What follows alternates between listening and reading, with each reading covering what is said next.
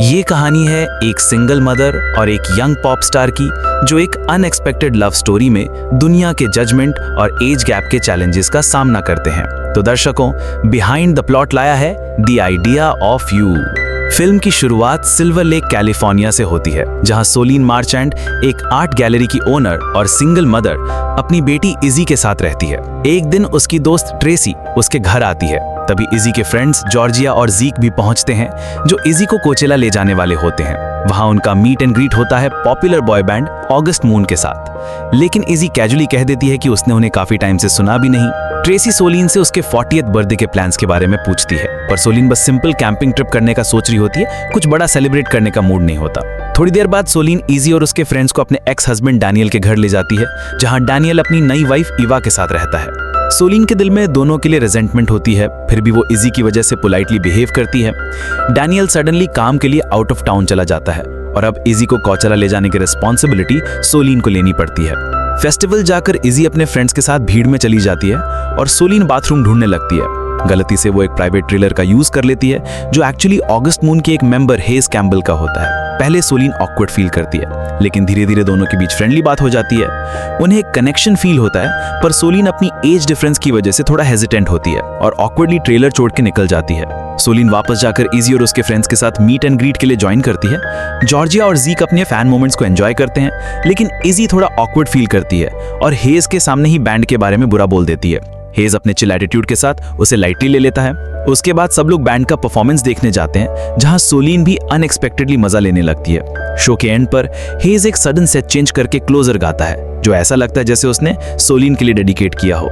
कुछ दिन बाद सोलिन अपना 40th बर्थडे सेलिब्रेट करती है। पार्टी में उसकी मुलाकात अपनी एज के आसपास के कुछ मेन से होती है, पर उनमें से कोई भी उससे इंप्रेस नहीं कर पाता। ज्यादातर लोग या तो बोरिंग होते हैं या फिर वियर्ड लगते हैं। बर्थडे के बाद जब सोलिन अपने काम पे वापस आती है, तो उसके लिए एक बड़ी सरप्राइज वेट कर रही होती है। हेज उसके गैलरी में आ जाता है। उसने ऑनलाइन सर्च करके सोलिन के बारे में सब पता किया था और स्पेसिफिकली उसे ढूंढने आया था। सोलिन उसे गैलरी का टूर करवाती है, जहां हेज जेन्युइनली आर्टवर्क्स में इंटरेस्ट लेता है और कहता है कि वो सारे पीसेस खरीदना चाहता है। पहले सोलिन समझती है कि वो मजाक कर रहा है, लेकिन हेज इंसिस्ट करता है कि उसे सच में आर्टवर्क्स पसंद आए हैं। बाद में सोलिन हेज को अपने एक दोस्त के आर्ट स्टूडियो ले जाती है। वहां दोनों आर्ट और अपनी लाइफ के एक्सपीरियंसेस शेयर करते हैं। हेज अपना जर्नी बताता है कि कैसे वो एक लंबी ऑडिशन प्रोसेस के बाद बैंड में आया था। उसने साइमन, एड्रियन, रोरी और ओली के साथ ज्वाइन किया था, जिनमें हर किसी की अपनी एक यूनिक पर्सनैलिटी है, लेकिन हेज को लगता है कि लोग उसे सिर्फ द इंग्लिश वन के नाम से जानते हैं। कभी कभी वो सोचता है कि अगर वो सुपरस्टार ना होता तो उसकी जिंदगी कैसी होती।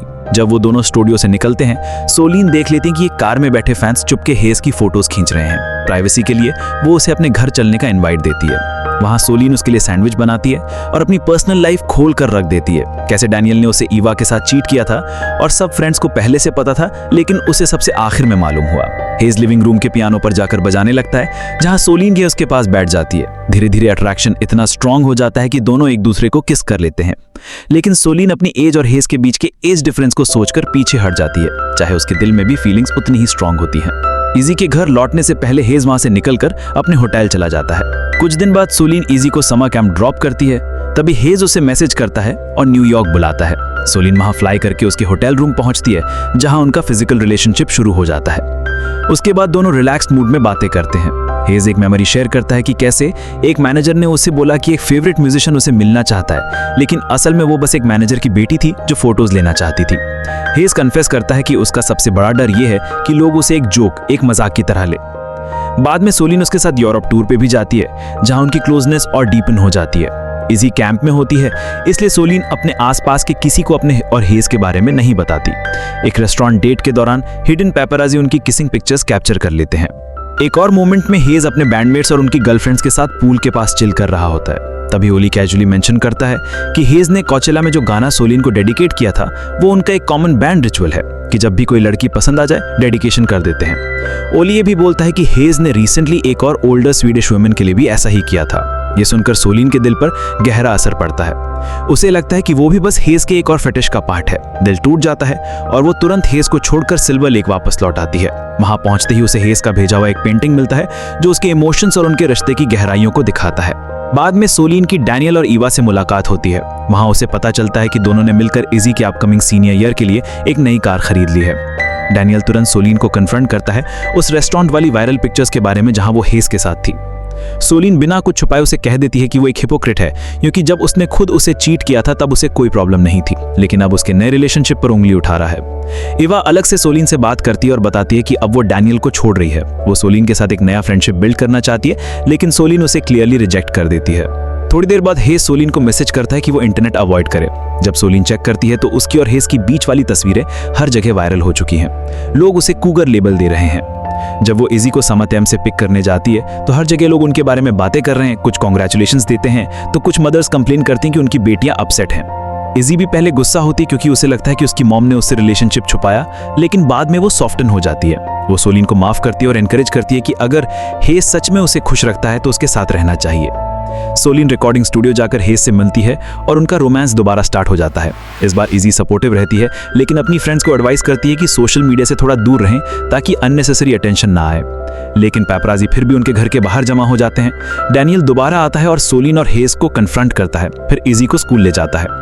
इसके बाद सोलिन सोशल मीडिया पे खुद के खिलाफ और ज्यादा हेटफुल कमेंट्स देखने लगती हैं। इजी भी अपनी मॉम को बताती है कि स्कूल में लड़कियां उसे हेज की प्राइवेट पिक्स मांग रही हैं और एक लड़का जिसे इजी पसंद था वो एक्चुअली सोलिन के साथ हुकअप करने की होप रखता था। ये सब चीजें सोलिन को और ज्यादा इमोशनल प्रेशर में डाल देती हैं। हेज न्यूयॉर्क से लौटकर सोलिन से मिलता है, लेकिन इस बार सोलिन उसे साफ कह देती है कि उनका रिलेशनशिप हमेशा के लिए खत्म करना होगा, क्योंकि इसका डायरेक्ट असर इजी की जिंदगी पे पड़ रहा है। थोड़ी देर बाद हेज उसके घर आता है और सजेस्ट करता है कि जब इजी अपनी कॉलेज कंप्लीट कर लेगी लगभग 5 साल बाद, तब दोनों फिर से अपना रिश्ता शुरू कर सकते हैं। लेकिन सोलिन उसे कह देती है कि अगर उसे कभी भी हैप्पीनेस का चांस मिले तो उसे जरूर पकड़ लेना चाहिए।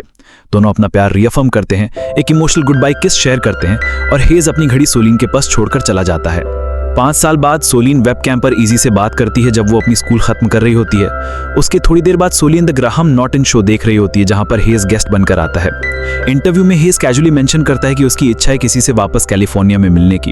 ये सुनकर सोलिन के दिल में एक नई उम्मीद जगती है और जब वो अपने आर्ट गैलरी के काम में बिजी होती है उसे एक बड़ा सरप्राइज मिलता है। हेज वापस उसके सामने खड़ा होता है। सोलिन उसे देखकर खुशी से झूम उठती है और दोनों की स्टोरी एक होपफुल नई बिगनिंग के साथ एंड होती है।